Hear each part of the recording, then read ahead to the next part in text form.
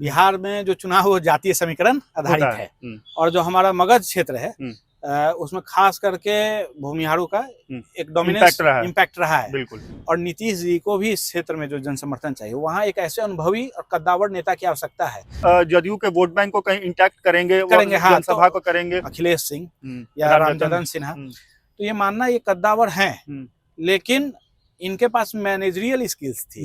बिल्कुल बिल्कुल बिल्कुल। जाति और सत्ता का जो मिलन है वो पूरे बिहार में असर करेगा। कि 10 साल के गैप के बाद अगर फिर वो मैदान में उतरते हैं लोकसभा में, तो लगभग 1 लाख वो एक तरह से वोट लाते हैं, निर्दलीय के तौर पर ही लाते हैं। भले ही कहने के लिए बीएसपी पार्टी हो, लेकिन उसका क्या प्रेजेंस है बिहार में ये सब लोग जानते हैं।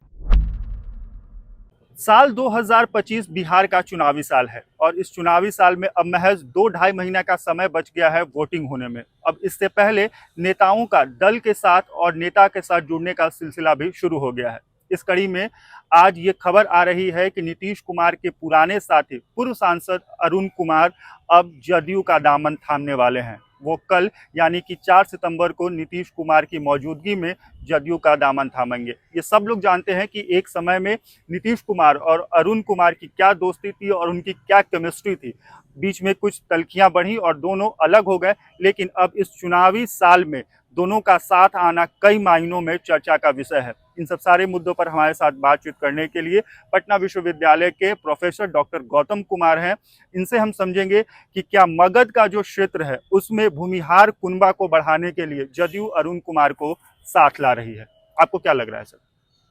स्वाभाविक सा है, बिहार में जो चुनाव वो जातीय समीकरण आधारित है। और जो हमारा मगध क्षेत्र है उसमें खास करके भूमिहारों का एक डोमिनेंस इम्पैक्ट रहा है। बिल्कुल। और वो चुनाव को प्रभावित करे, भले वो कैंडिडेट के रूप में वहां से लोग जीते न जीते, पिछले कुछ समय से अंतर आया डेमोग्राफी चेंजेस की वजह से, लेकिन इसका ये मतलब नहीं है कि उनका रसूख कम हो गया है। हम उदाहरण के तौर पर लोकसभा चुनाव को भी आप देख सकते हैं।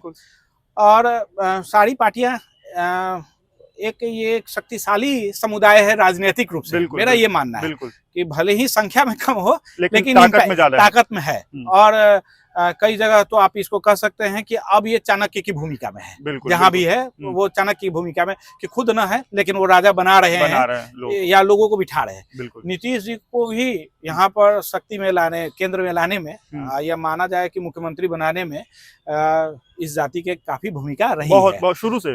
और मगध क्षेत्र में जो उनको समर्थन मिला है जदयू को आज तक, जो भी वो इस जाति का एक बड़ा फैक्टर रहा है। अब मेरा ये मानना है कि कोई इस समय किसी की मजबूरी की वजह से नहीं, दोनों एक दूसरे के पूरक हैं। क्योंकि दोनों को आना इस समय, अरुण कुमार जी को भी अपनी राजनीतिक साख बनाए रखने के लिए और नीतीश जी को भी इस क्षेत्र में जो जनसमर्थन चाहिए, वहाँ एक ऐसे अनुभवी और कद्दावर नेता की आवश्यकता है जिनका जमीन पर प्रेजेंस हो। एग्जैक्टली। आप बात करते हैं जब कांग्रेस के नेताओं की, जिसमें आप कहते हैं कि अखिलेश सिंह या रामजदन सिन्हा, तो ये मानना ये कद्दावर हैं, लेकिन इनके पास मैनेजरियल स्किल्स थी। बिल्कुल बिल्कुल बिल्कुल बिल्कुल। ग्राउंड पे जो ऐसा जन समर्थन चाहिए उनके, अरुण जी के साथ है एक खूबी, वो जनता के कनेक्ट में है। तो इसका बड़ा एक लाभ उनको मिलेगा। दूसरा, जो अभी सत्ता में दल है उसके निकटता का जो बोध होता है, उससे होता है क्या कि दोनों को फायदा होता है। अगर आप एक वैसे आदमी जो वहां का प्रभावशाली है, खास करके एक डोमिनेंट पोजीशन में रहने वाला, उसको आप जब कनेक्ट करते हो तो एक बड़े व्यापक स्तर पर उसका मैसेज जाता है। मास को, मतलब वो मास को जाएगा। और वो केवल एक विधानसभा क्षेत्र या लोकसभा क्षेत्र तक सीमित नहीं होगा, पूरे बिहार में उसका असर पड़ेगा। एग्जैक्टली। तो कहीं ना कहीं ये कहा जा सकता है कि महागठबंधन, जहां एक तरफ पुराने दिग्गज जैसे हम रामजदन सिन्हा की बात करें, अखिलेश प्रसाद सिंह की बात करें, ये उनका मगध में डोमिनेंस है, उनको भी लोग जानते हैं, उनके अच्छे खासे उनके वहां पर वोटर्स हैं, सपोर्टर हैं।